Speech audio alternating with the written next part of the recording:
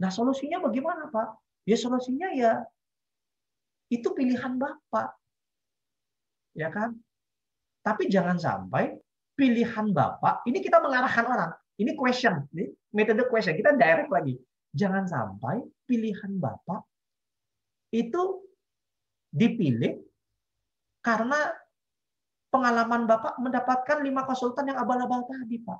Itu berarti Bapak nggak fair. Kami juga nggak fair. Kami juga kena percis sama dengan Bapak, Pak. Itu kita mendirect question tadi ya. Ini contoh aja. Sehingga dia oh ya juga ya. Berarti dia bilang ini berarti saya nggak. Jadi di otak mereka karena kita negatif sudah kali negatif, di otak mereka kayak gini. Oh iya ya. Berarti saya nggak fair ya kalau nggak nyoba Pak Rama ya. Karena kan 5 yang lain itu kan negatif. Pak Rama ini juga kena imbasnya negatif. Berarti nggak fair dong kalau saya nggak nyoba Pak Rama. Nah, itu yang ada di otak mereka.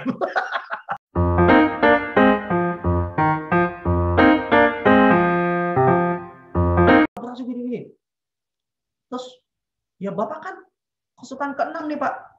Ini sudah tahun ke-7 dengan konsultan yang ke-6 nih Bapak yang mau masuk nih. Ini tahun ke-7 Bapak yang konsultan ke-6 yang mau masuk. Kenapa Bapak yakin Bapak bisa berhasil di perusahaan kami? Nah, afirmasinya pakainya negatif. Bapak sudah 5 konsultan. Iya, Pak. Wah, itu memang sedih, Pak. Jangankan Bapak, Pak. Saya juga sedih, Pak. Dia awalnya sudah dengan negatif. Dia, dulu, maksudnya gimana, Pak? Jadi gini, Pak. Jadi, Bapak kan curhat nih, Pak. Saya curhat sedikit boleh ya? Oh iya, gimana? Jadi buat senasib semenanggung. Jadi gini, Pak. Ini memang dilema konsultan tuh memang kayak gini, Pak. Jadi, kadang banyak konsultan itu yang jadi-jadian, Pak. Jadi maksudnya gini, Pak. Jadi mereka belum punya pengalaman, asosiatnya juga tidak bagus. Terus ketika mereka keluar kerja jadi konsultan, mungkin posisinya juga belum tinggi, Pak. Jadi kadang kita kan bilang ini, Pak. Ini bahasa yang saya pakai. Kalau kita mau membenahi perusahaan kan kita harus melihat dari atas. Nah, kalau melihat dari atas itu kan kita harus pernah ke atas dulu, Pak. Nah, cilakanya konsultan tuh kayak gitu, Pak. Banyak orang menganggap konsultan itu karena enak, gampang, cuma ngomong doang, Pak. Jadi akhirnya mereka-mereka yang tidak berhasil masuk di perusahaan, jadi mereka tuh masuk perusahaan tidak berhasil, Pak. Terus tiba-tiba mereka keluar hanya dengan modal kuliah akademik S2, Pak. Kemudian yang punya uang lagi mereka lanjut S3, Pak. Terus mereka jadi konsultan hanya dengan mengandalkan akademik, Pak. Padahal mereka sama sekali nggak pernah melihat perusahaan secara helikopter view. Kan beda kan, Pak ya? Kalau akademik dengan experience itu beda kan, Pak? Ya pasti beda, Pak Rama. Ya itu dia, Pak. Jangankan Bapak, Pak. Saya aja sedih, Pak. Banyak sekali konsultan-konsultan yang seperti itu yang pada akhirnya membuat negatif prosesi kami sebagai konsultan, Pak. Itu kan dia, oh ini kita senasib nih, gitu. Negatif dia mulai positif, dia kan mulai iba tuh dengan kita kan. Akhirnya dia negatif, saya negatif. Oh gitu ya Pak ya. Jadi gitu Pak. Jadi gimana ya saya ngomongnya? Kalau Bapak bilang sudah 5 konsultan dan ini konsultan ke-6 ya, saya cuma bisa bilang saya yang minta maaf Pak. Karena saya pun kena kondisi kayak Bapak gitu kan. Kalau Bapak bilang 5 tidak berhasil, saya yang ke-6, saya pun mungkin ini sudah ke berapa puluh kali dibegitukan Pak. Dan ya memang inilah realita dunia konsultan. Mengandalkan akademik, pada akhirnya nekat jadi konsultan. Jadi nama kita pakai understatement namanya, tapi nggak saya masuk ini. Ini karena hubungan antar personal. Di presentasi nggak masuk, ini understatement namanya. Jadi Pak, kan kita sudah negatif tuh. Dia juga udah negatif, akhirnya dia iba sama kita. Jadi Pak, kayak kita yang memang benar-benar niat membenarkan perusahaan itu Pak, akhirnya jadi kena negatif juga.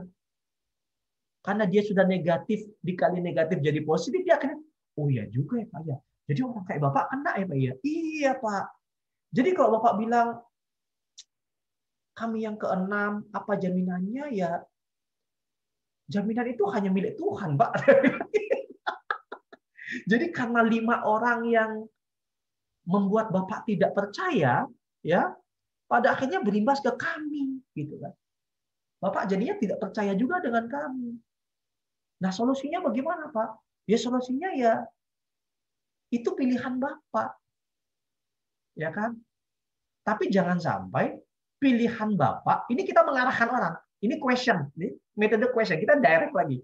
Jangan sampai pilihan Bapak itu dipilih karena pengalaman Bapak mendapatkan 5 konsultan yang abal-abal tadi, Pak.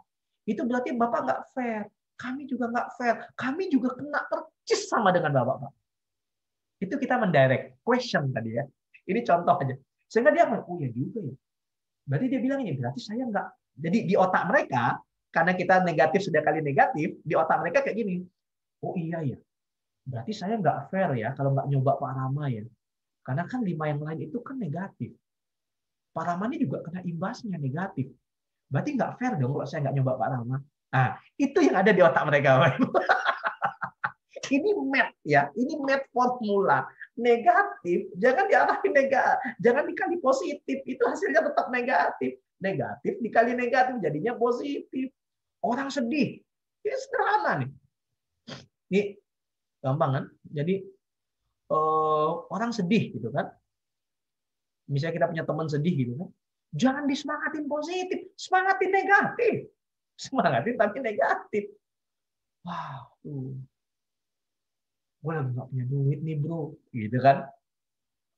Kalau kita bilang makanya lu kerja, nah itu nggak akan jadi. Kita harus bilang sama bro, gue juga nggak punya duit bro. Ah, negatif kali negatif gitu loh. Jadi kita sama ya sama. Apes memang yang nggak punya duit nih ya. Gaji udah habis nih, aduh. Gimana cara kita bro ya? Ya negatif kali negatif. Jadi akhirnya kita sama. Ketika sama dia akan dengerin kita, kan kita direct dulu dia. Setelah direct kita afirmasi gitu loh. Ya emang komunikator nih penjahat juga ya kalau saya bilang ya. Itu nomor 1 ya. Math formula negatif, positif kali positif sama dengan positif. Negatif dikali positif sama dengan negatif. Negatif kali negatif sama dengan positif. Jadi kalau teman-teman presentasi di suatu tempat, entah itu dari CPI ataupun dari yang lain ini, ketemu orang yang sudah skeptis, jangan tampilkan presentasi positif. Tampilkan presentasi negatif. Dan buat teman-teman terlihat sama kayak dia sebagai objek menderita juga. Sehingga padahal mereka merasa, oh iya benar ya, kita sama-sama menderita ya. Orang yang sama-sama menderita akhirnya akan berkumpul bersama-sama. Oke? Itu afirmasi yang nomor 1. Oke? Kita lanjut ya. Hei, udah 11.56 nih kita cerita negatif positif. Oke. Sedikit lagi saja. Kemudian yang kedua adalah induce reciprocity. Reciprocity itu hubungan. Jadi hubungan timbal balik.